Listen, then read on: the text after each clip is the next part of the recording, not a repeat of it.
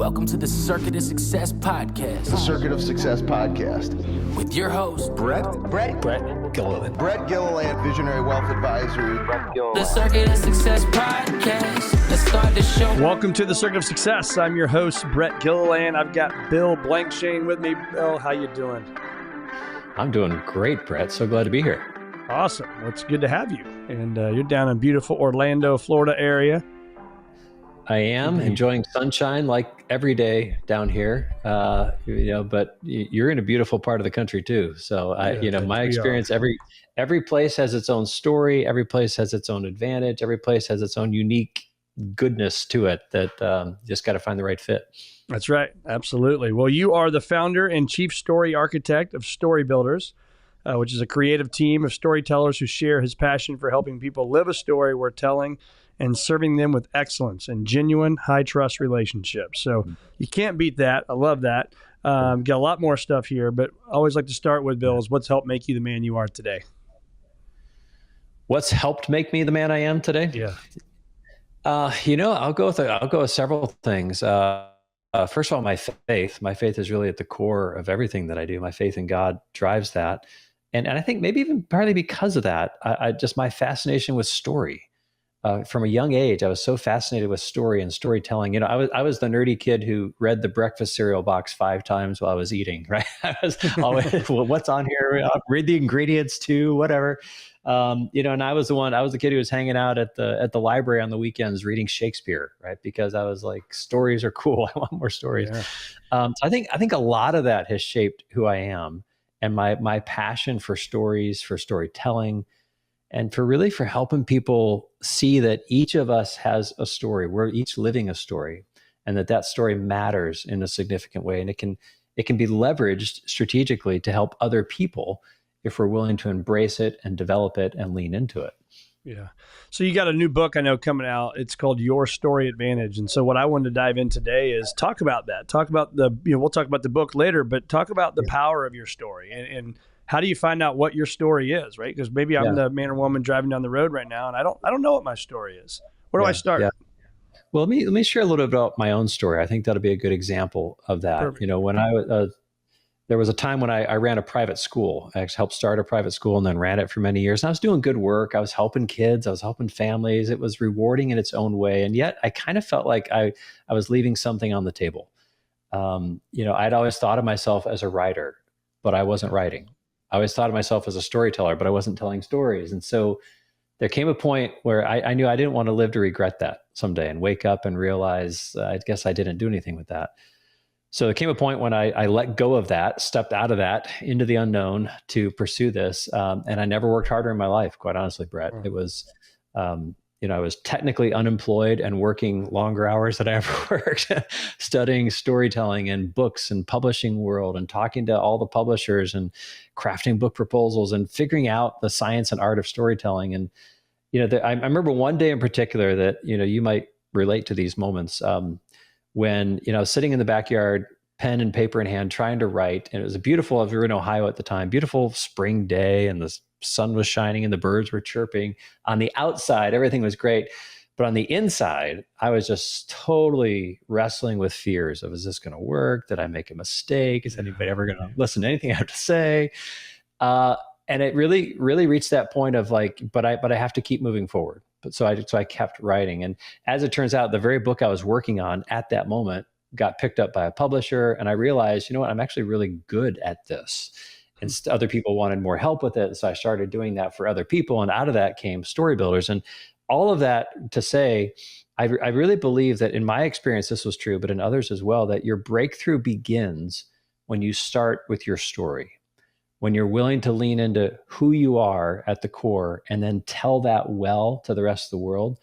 And I've kind of framed it as the story multiplier formula. That is, who you are gets multiplied by how well you tell your story. And then that determines a lot of your income, your impact, and your influence as a result. Yeah. And I think it's the story you tell yourself, right? I mean, that's where you're going there, because it starts with ourself. If I'm sitting here and having all this negative self-talk and all this, my story, it's going to be a bad movie, right? It's not going to be a great movie. Totally. The first person you have to tell your story to is you, right? If you don't believe your story has value, nobody else is going to believe it has value. Yeah. And you're right, Brett. A lot of us, we pick up a lot of, I don't know, like a lot of propaganda, if you will, along the way from other people, well-meaning people sometimes. And we provide a lot of it ourselves. And so, we have to get clear on that. We have to see the advantage that our story gives us, even if it's not always a pretty story. Yeah. Right. Some of the greatest advantages come from our greatest failures and being vulnerable in that way. Yeah. And what is that process like for you? Because I know for me, I've got my journal I go to, and that's been a game changer for me over the last 20 years. But what is it for you if you did get bad news or you're working through something difficult? How do you get through it personally to get to the other side? Yeah. Well, I mean, I can pull up a lot of detailed or specific things in life, things that haven't gone. I mean, that was a good example of, when we stepped out of that setting, stepped away from a school, a safe, secure job, and into the unknown. We went a year. It was a struggle. There was the one Christmas that all we could afford for our kids was a box of cereal and their favorite 12-pack of soda. That's it. That's what they got. Merry Christmas. And that was kids. A stretch. Yeah, that was it. They still look back and say it was one of their favorite Christmases. So, there's some gift giving tips for everybody. But I think when you're going through that, I have found, first of all, I think it was Davy Crockett actually who said something like this. He said, "Be sure you're right and then go ahead." Right. So get clear on your direction and know that yes, this is the path I'm going to go. This is the way I need to go. This is the way I'm called to go, and then keep moving forward. I've so found that often we fail simply because we quit. We just drop out. We walk away. Whatever the challenge might be, we just give up on it. And so often when we keep moving forward, our perspective changes. Right. As long as we're moving, our perspective changes and we begin to see things we didn't see before. Or I like to say our motion or our momentum, our being in motion determines our devotion to what we really believe to be true. Right. So when we meet in a hard time, we're not sure where to go. Often, yes, I think we need to do that. Things like journaling and stepping back and thinking and getting advice and counsel and all that.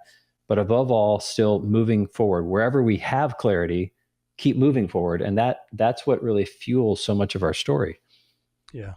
It's, and you talk about your team, what does that look like? How do you quote unquote sell? Cause there's storytelling, there's story selling. Sure. How do you work with that for your team to get your culture and for everybody to live the culture? What is that like for you? Yeah. In the book, I talk about what I call the storytelling structure, which is a 5-part framework for sharing any message in a story wrapper, if you will. How do you put this in a story and connect it with your story and connect it with what people want? And I think whether you're the storytelling, story selling, the biggest thing people have to understand is that it's not about them. It's about the people you're trying to connect with. It's about the people you're leading, the people you're trying to sell a service or product to, whatever the case may be. That, I like to say your story is about you, but your story isn't for you.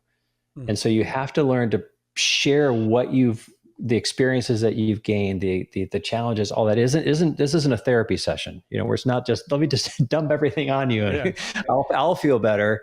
The point is, do you feel better? Are you helped by how I'm going about sharing it? So that's what I mean by strategically sharing something in a systematic way that I walk through with the storytelling structure. We use it with our team. We use it with our story partners we work with. We use it everywhere.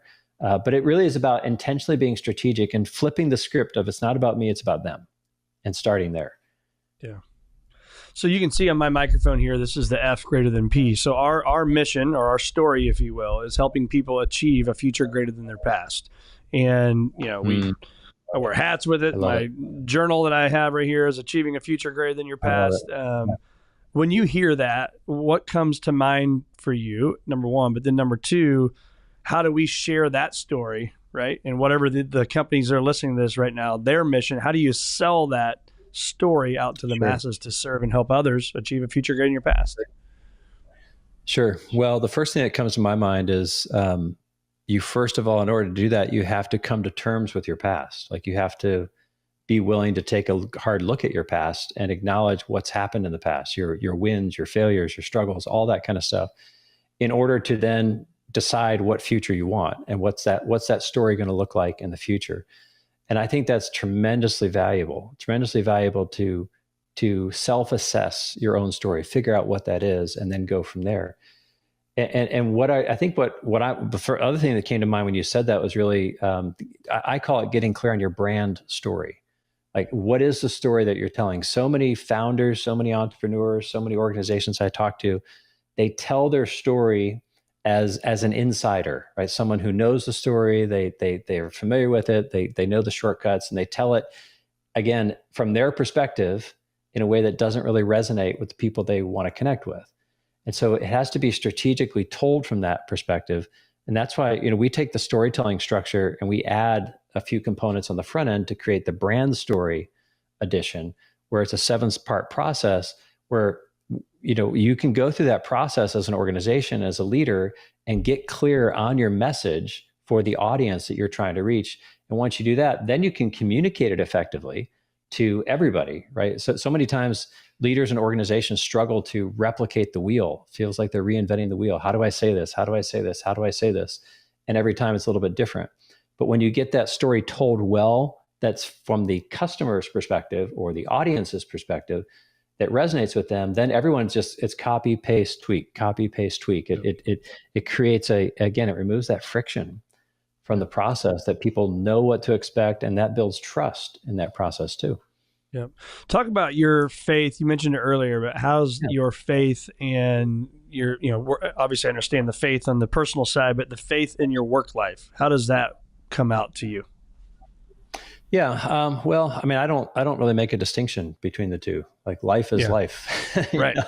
And often in work, I mean, we're dealing with people. And when you're dealing with people, I side with what C.S. Lewis said, that we've never encountered a mere mortal, right? We're all eternal beings in some way. Mm. So, there's always a deeper significance to everybody that I encounter.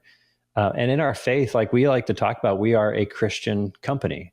And I tell people, you don't have to share the details of our beliefs to enjoy the benefits of those beliefs, right? You don't have to share the details of our faith to enjoy the benefits of our beliefs. And because it drives our values, it drives who we are. Like, our core values come from that. And even our passion for stories. What personally drives me is I love stories because I feel like the ultimate storyteller, God, is telling a story, and we get to participate in it and with our own stories, right? And so each little piece is coming together as part of this greater mosaic, if you will. Yeah. And that's where I believe it really is a call to stewardship. It's a call to be a steward of our stories. And each of us has however long we get here to create a story that leaves the world a better place than when we got it. And so it integrates with everything we do. Everything we talk about as a team, how we approach things. It's always to, again, make the world a better place because we want every story to matter. Yeah. It's funny. So one of our values in our organization is faith, and we talk about that. And, we have God on our website and in a big frame when you're walking back towards my office. And it's amazing how people they will stop and point that out, or stop and read that and what it means to people. But we've also had somebody renamed nameless that said, hey, I think that, for me to work there at this company, it was a pretty big advisory. He's like, I don't think I want that to be part of the culture. And I think you guys should maybe not have it on your website. I'm like, yeah, well, maybe we're not the right space for you. So, sure. It obviously didn't come work here, but I think you got to stay grounded in that. And whatever companies you're doing personally, professionally, financially, emotionally, intellectually, all those things, it goes back to your faith and what drives you to make the right decisions, right? Yeah. Well, it does drive decisions. I've worked with people, pretty well-known people, to write books and collaborated on those projects and so forth. But there have been people who have been sent my way who are big names, big budgets, all that kind of stuff. And even in the first interaction that I had with them, I could see, all right, we're not in alignment on some key issues of faith and values and so forth. So I'm not even going to entertain the idea. I'm just going to politely tell you that. And because alignment is key with any project. If you're not in alignment, you're going to have friction. You're going to have disconnect. It's not going to work. It's not, to me, it's not even a question of what do you believe? Do I agree with it? It's a question of, are we in alignment? Because if you're not, why would you want to do that? Why would you want to work with somebody who doesn't share your message? You need somebody who is passionate about your message that you're doing, the story that you're telling, and sharing it in that way. And that's the kind of partners I think we have to align with to get done what we are called to do. What's the thing in your brain right now it's taking up a lot of bandwidth of just thinking, right? Whether that's something that's maybe bothering you, something that's exciting, like where is that bandwidth and what are you consuming right now in your brain and what are you doing to make it happen?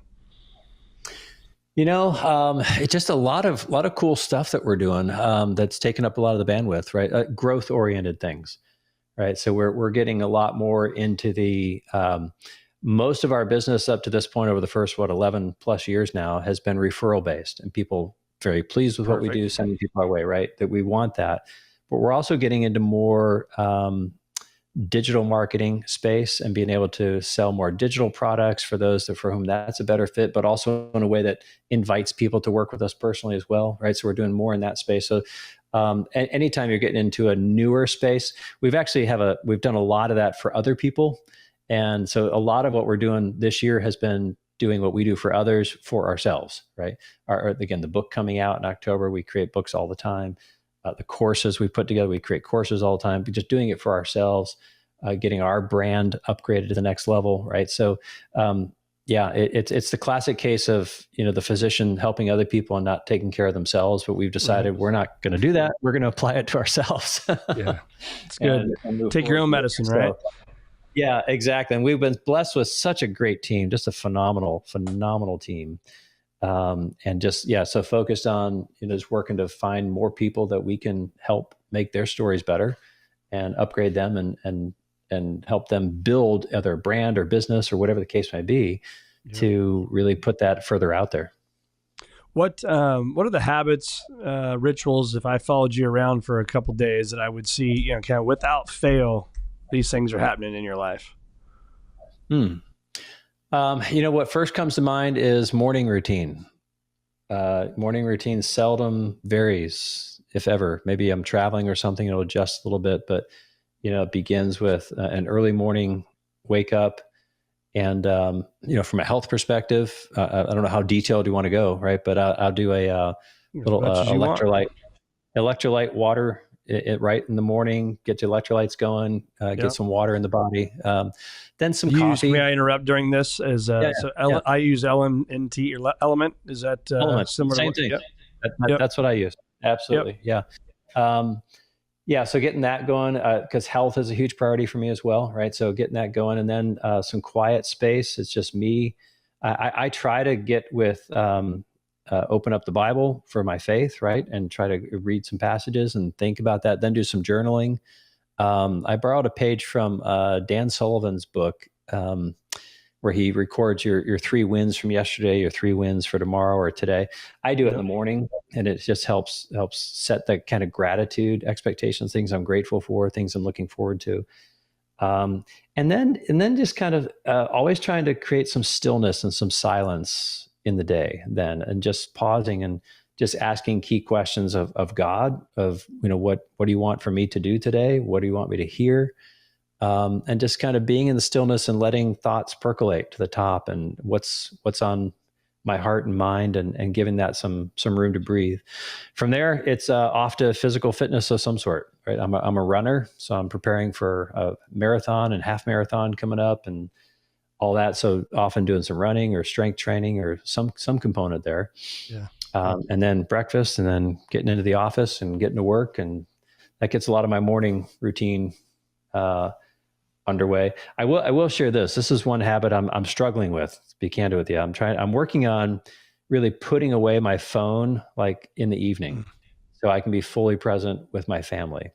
Yep. Sometimes I pull it off. Sometimes I don't. Sometimes I forget. Right. But just trying to be that intentional and not be tied to that device during those times when it's better for me to be fully present with people. Yep. It's great. Talk about AI. Are you using AI to your advantage at all in your life? I am. Well, largely in the business, right? Of StoryBuilders. We're using it a lot. We're using it. We're trying to leverage it for what it's really good for. And that is eliminating a lot of routine. Right. It's because we're in a very creative space. And so sometimes we meet people who are like, oh, I'm just going to write my entire book using AI or whatever. And so we have to do some education around that. Like if you're trying to do brand defining storytelling, AI is not your answer. It's going to be, you're not going to have a brand defining anything. It's just simply not going to be a fit. But what is valuable is AI is a time saver. And that's where I think it just shaves so much off of that. We're only just beginning to understand some of the possibilities with AI. But we're actually have a full focus. We just talked about this yesterday in the quarter coming up, a full focus of actually creating tools that we're using internally for content creation, again, to eliminate the routine and free people to be more creative. Yeah. Right. We want to eliminate the, for lack of better words, flipping the burgers of creating a book. Right. Somebody else, and we can get a machine to flip a burger potentially. How do we then make an incredible sandwich experience, right? From that, yeah. So we can focus on being super creative with what we're doing. So doing a lot in that regard. Haven't incorporated a lot of it into personal life beyond that, just because we've been so focused in that direction. But it's certainly something I'm wanting to explore more, and something that's not going away anytime soon.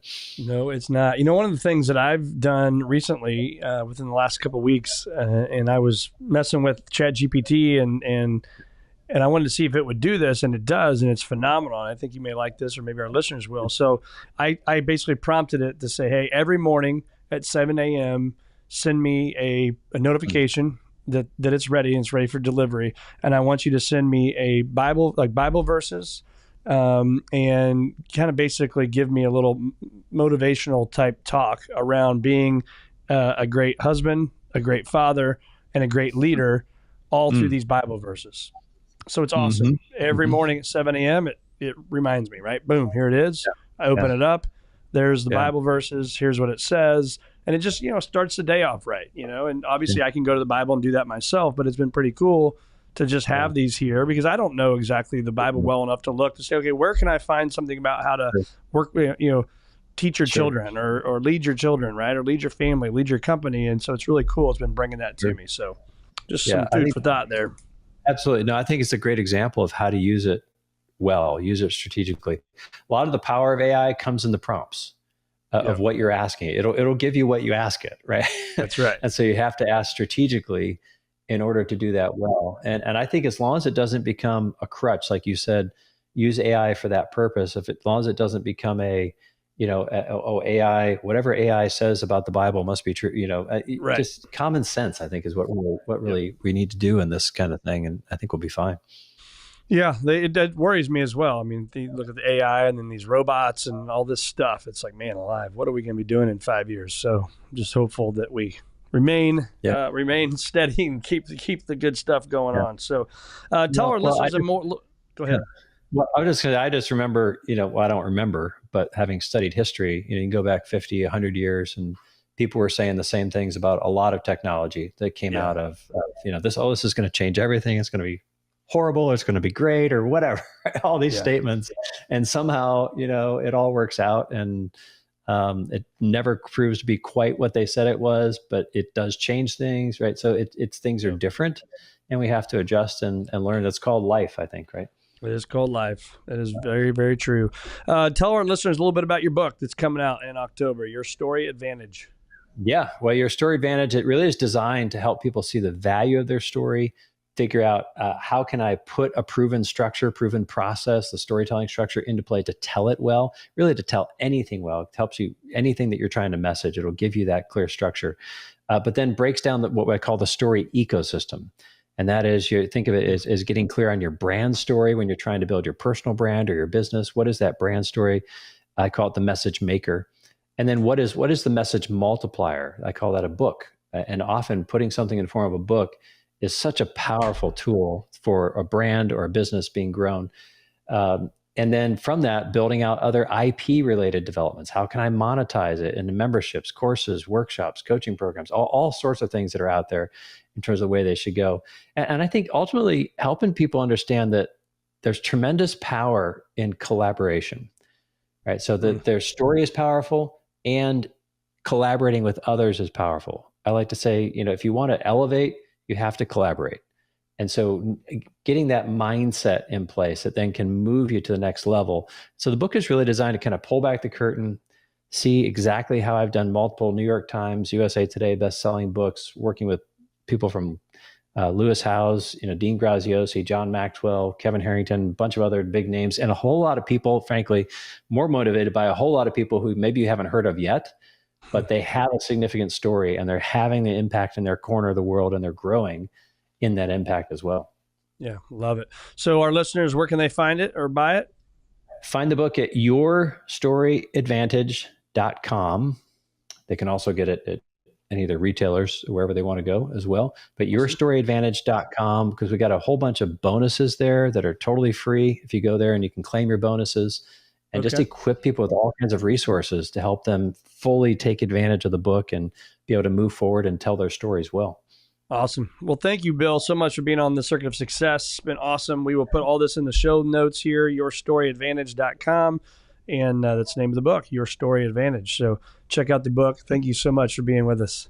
Well, glad to be with you. If anybody wants to reach out to talk further, even to talk about morning routines or anything with storytelling, they can get us, they can schedule a call with us actually at mystorybuilders.com/story. mystorybuilders.com/story. And if we can serve them, we'd be happy to. So, awesome. Brett, we'll thank you. In there as Appreciate well. It. Thank you.